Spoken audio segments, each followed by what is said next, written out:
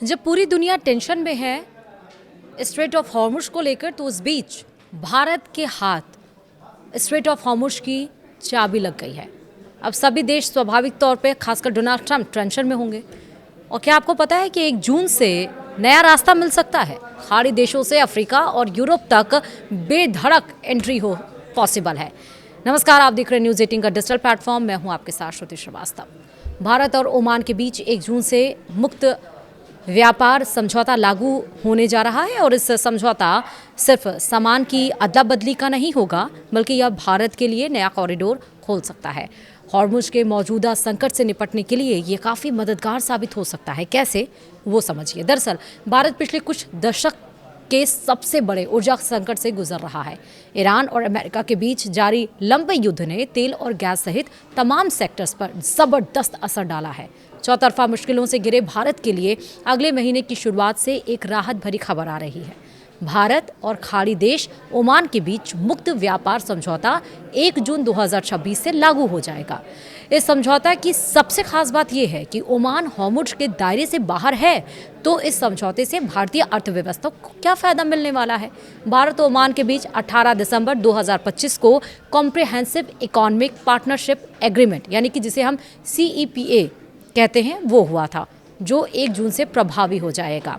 भारत ने पिछले कुछ समय से ओमान के अलावा कई देशों के साथ मुक्त व्यापार समझौता किया है। जाहिर है कि इस समझौते से दोनों ही देशों को एक दूसरे के बाजार में बिना टैरिफ चुकाए अपने सामान बेचने का मौका मिलेगा। लेकिन ओमान इस मामले में कुछ खास है। इसकी सबसे बड़ी वजह उसका हॉर्मुज के दायरे से बाहर होना। इसका मतलब है कि दोनों देशों के बीच बिना स्ट्रेट ऑफ हॉर्मुज की बाधा के ही कारोबार किया जा सकता है।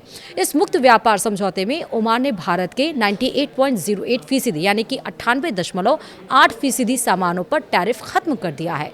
इससे भारत का ओमान को किया जाने वाला 99.38% एक्सपोर्ट पूरी तरह से टैरिफ फ्री हो जाएगा। इसका मतलब ये है कि भारत का लगभग पूरा ही निर्यात ट्रैफिक फ्री हो जाएगा। भारत ने भी ओमान से आने वाले 77.79% सामानों पर टैरिफ खत्म कर दी है, जो कुल आयात का 94.81% होता है। भारत ने कुछ संवेदनशील सेक्टर जैसे कि डेयरी प्रोडक्ट, चॉकलेट और ज्वेलरी सेक्टर को इस FTA से बाहर रखा है।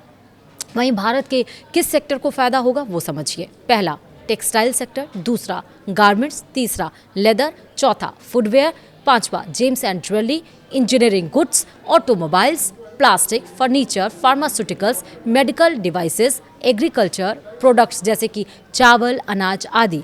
भारतीय प्रोफेशनल्स की मोबिलिटी आसान होगी और IT, health care, education, logistics आदि में बेहतर एक्सेस मिलेगा। ओमान में 100% FDI की सुविधा कई सेक्टरों में मिलेगी। दोनों देशों का द्विपक्षीय व्यापार अभी करीब $10.6 अरब है, जबकि इस समझौते से यह बढ़कर $12.5 अरब पहुंच सकता है।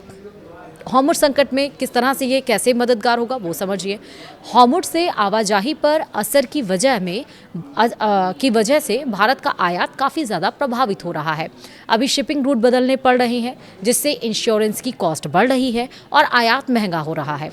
ओमान के साथ समझौता होने से वहाँ के पोर्ट, खासकर सलालाह और दुक्कम को भारत अपने हब के रूप में इस्तेमाल कर सकता है।